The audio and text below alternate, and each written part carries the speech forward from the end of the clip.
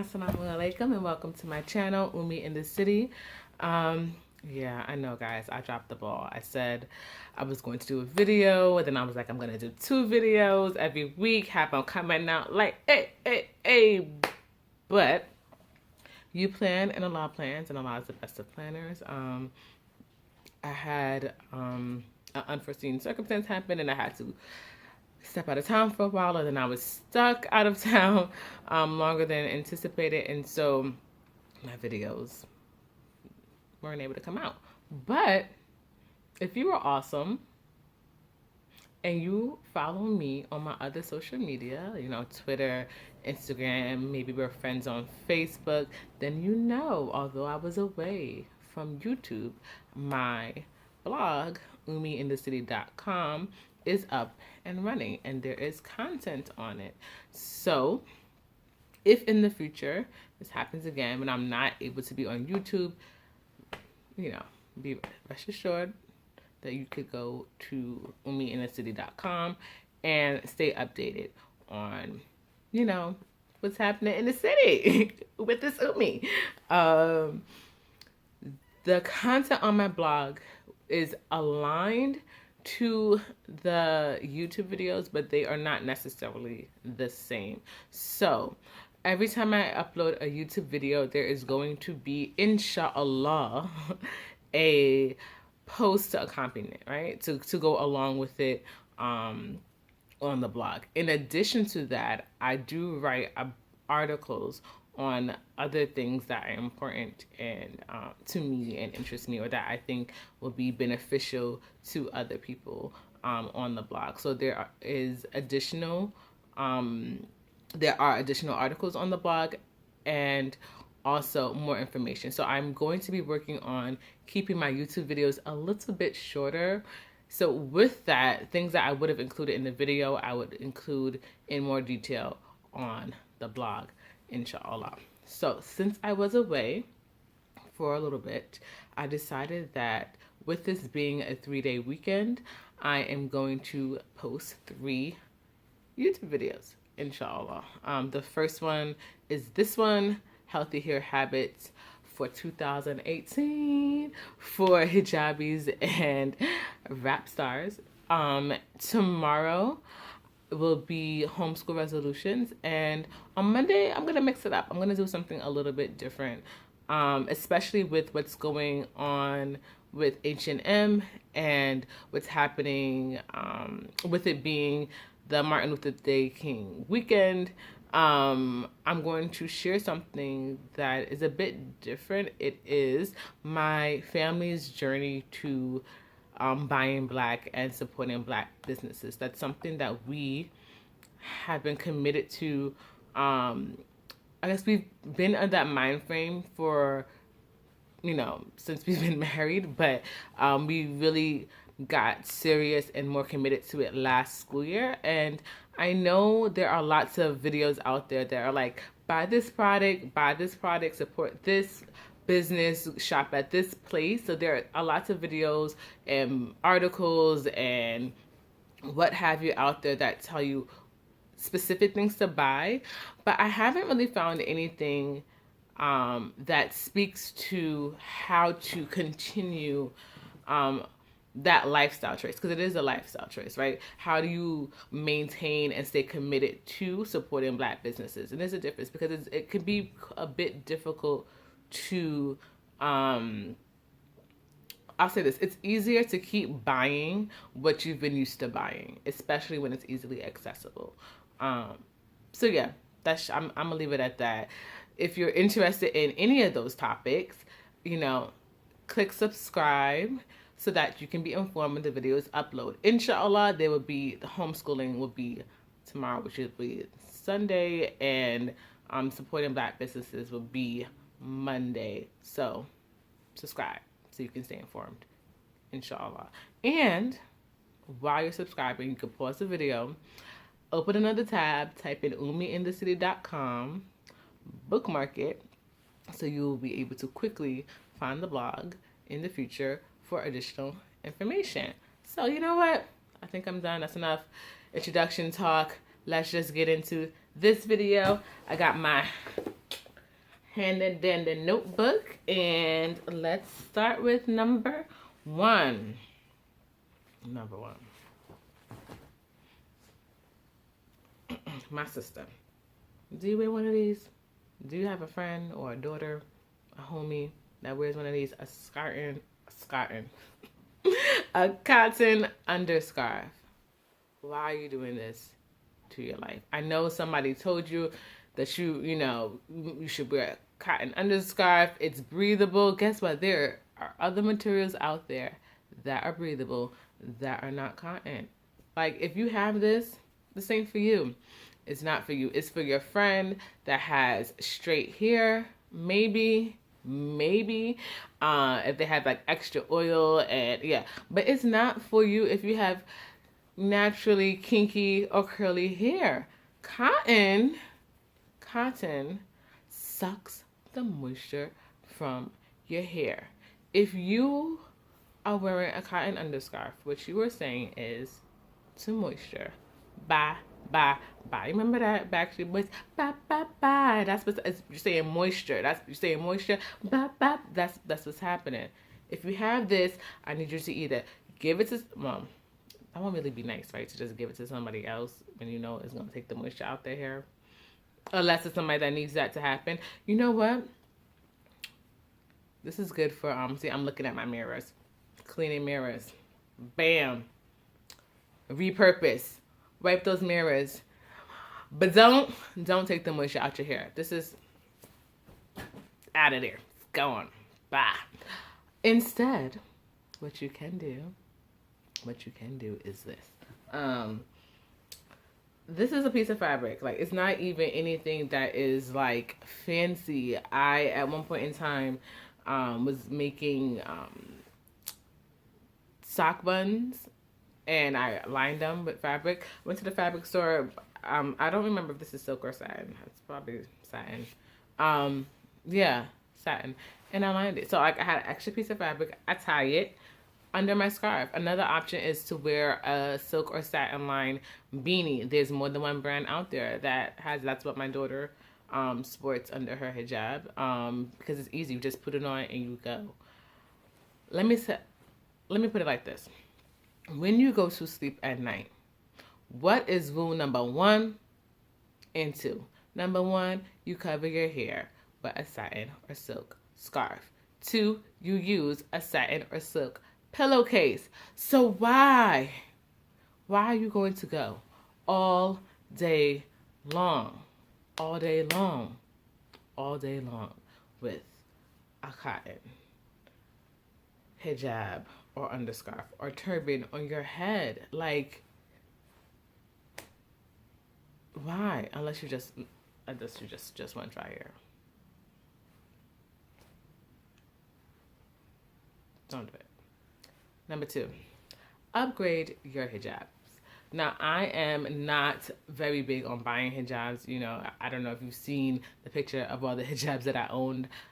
Yeah, I don't really buy hijabs often. However, I did decide this at the end of 2017 that if I am going to buy a hijab, it is going to be either satin or silk. So this hijab that I'm wearing right now is satin. I have a few, and I really like this fabric because it's quite thin, so it's not very heavy.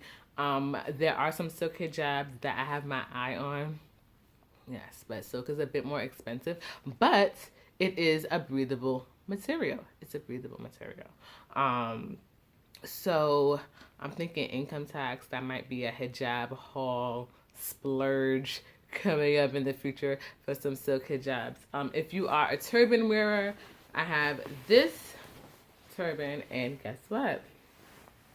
Yes, it is lined on the inside. There are a couple of brands that make these satin or silk lined. This one's silk lined turbans. If somebody wants to sponsor me, I'll shout you out officially, you know. But yeah, you can Google it. There's a couple of, actually there are 3 that I can think of off the top of my head that make satin and silk lined turbans as well. So upgrade. Let me upgrade you. All right, number 3.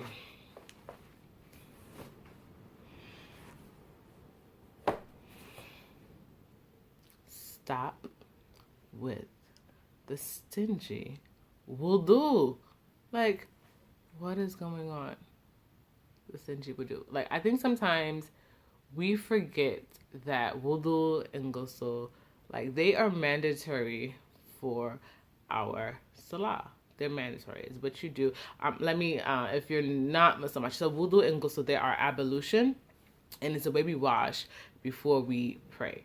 And a part of that wash includes water touching your hair. So I know I've seen it all the time. I may or may not have been. I'm not going to, may or may not have been also a person who has done this in the past. But like the stingy will do and ghusl when you're afraid to get your hair wet because you don't want to like mess up your hair. And that's such an issue for us as women of color, right? Stay away from the water.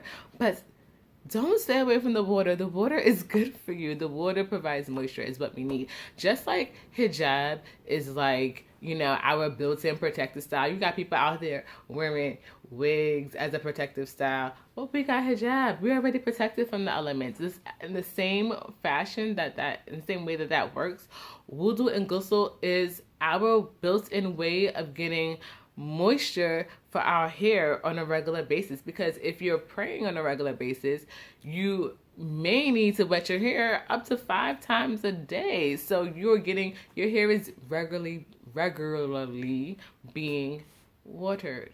But it's not if you're doing stuff like shake all the water off and then like that. Like, what are you doing? Or see it all the time. Sisters, or we may partake in this. You're full hijab because you're out in public and you just wet your hands over your hijab. What are you doing? Like, who told you that was permissible?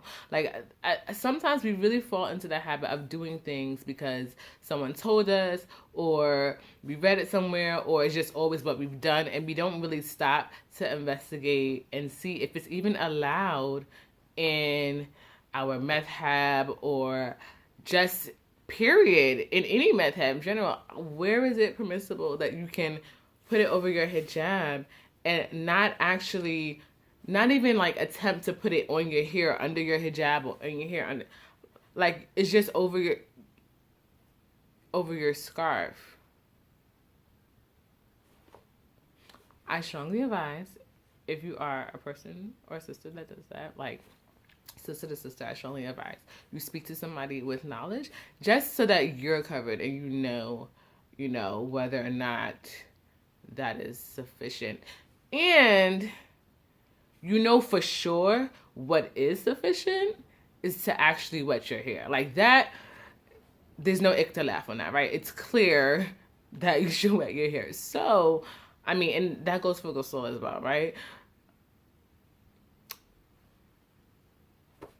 I'm going to leave it at that. And Allah knows best.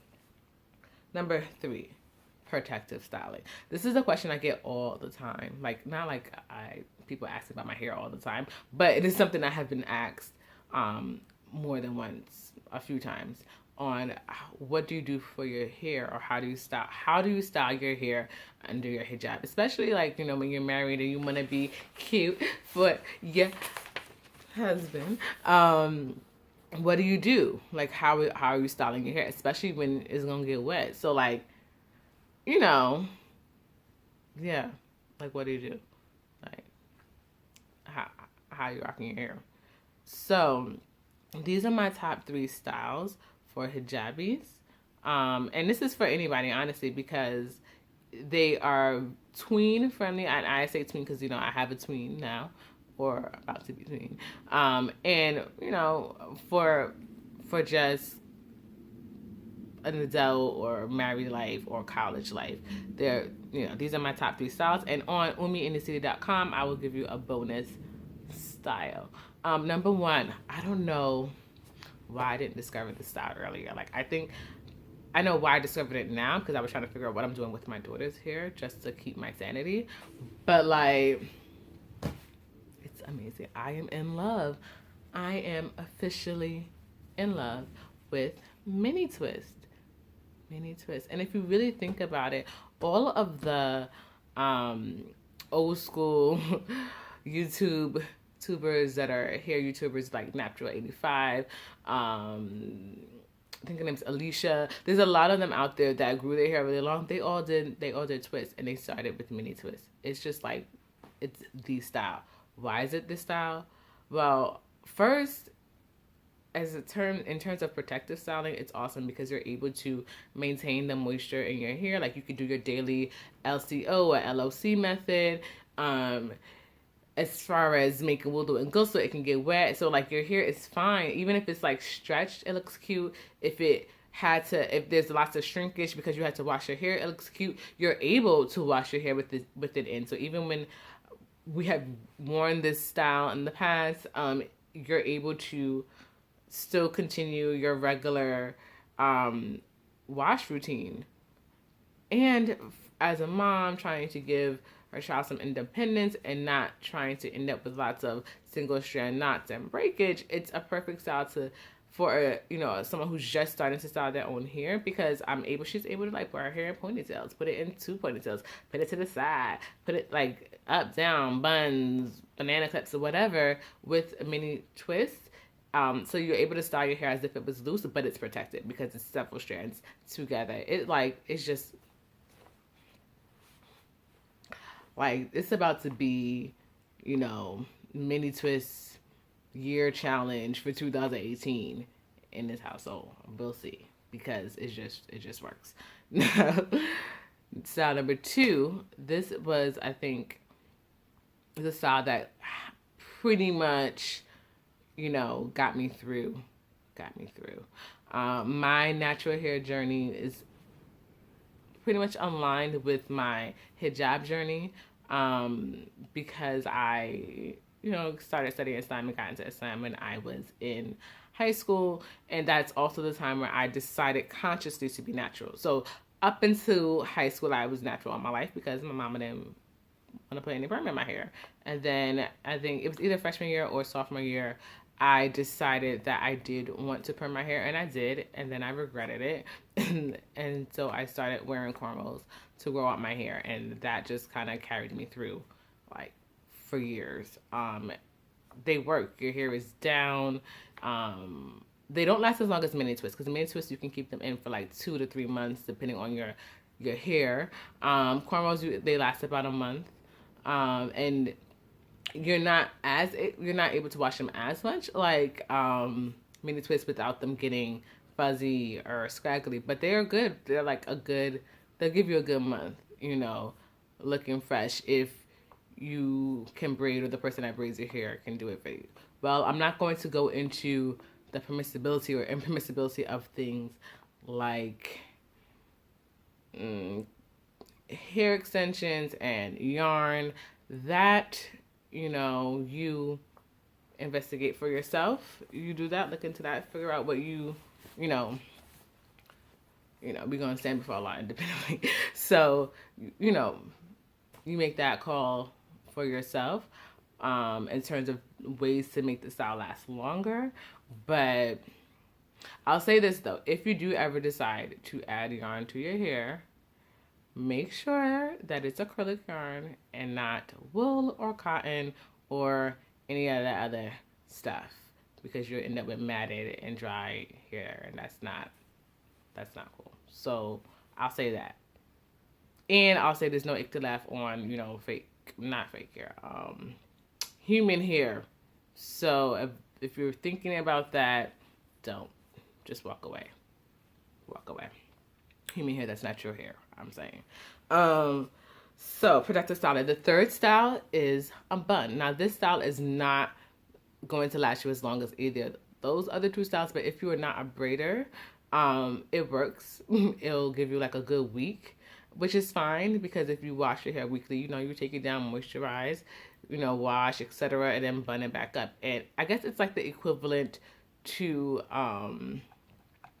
the ponytail, right? For someone who has straight hair and not naturally curly hair. Your ends are able, I'm like going like this. Your ends are able to be protected under the bun, right? And it can, neat, professional. remember not to make your buns tight, and also remember not to have your cornrows be tight unless you want to get traction alopecia, right? You want to start losing your edges. Like, don't make it tight. I know sometimes you feel like, ooh, it's cute, but it's not going to be cute when you don't have any more edges because you decided to make your cornrows and your buns tight. Don't do it. And on that, same with your hijabs. Like, sometimes we put it right on our hairline. Let me go like this so you don't know exactly where my hairline is. But we put it right on our hairline and we make it tight because we want it to be. So I remember back when we would like tie the bun scarf under and you want it tight. What are you doing? I can't do that. One, I'll end up with a headache. But besides that, like, you were stressing out your edges, and next thing you know, your edges are gonna be back here somewhere, and that's not what you want. So tight ain't right. Not when it comes to your edges. Not when it comes to your edges. No.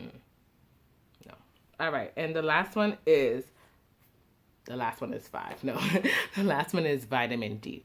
This is specifically important for women of color. Our skin does not absorb vitamin D as readily as other complexions, and so it's very common for women of color to be deficient in vitamin D. On top of that, it's very common for hijabis and Muslim women to be deficient in vitamin D because the only thing, so even if you're not a woman of color, right, and you're watching this video, sister, this is still for you. The only thing that is exposed to the sun are your hands and your face, and that's not a lot of sun. I started taking vitamin D supplements when I was wearing niqab because then you're really not getting any sun if you're wearing niqab, if you're completely veiled. Like, there's no sun exposure. So unless you live somewhere where you can open your windows up and nobody's gonna see you, you can just lay out and get sun, or you have some type of backyard or balcony or porch or something that's enclosed and no one else can see you, and you could just relax in the sun on your roof or something. I don't know. Like, you need to be taking supplements because lack of vitamin D, it causes a lot of things, and among those things is, damage to your hair or hair fall or unhealthy hair. So make sure, I'll say this, you want to go to your doctor, have them do a blood test and see if you are deficient. But I'm telling you, if you're black or a woman of color, if you wear hijab, and definitely if you wear niqab, chances are you are going to be lacking in vitamin D. So,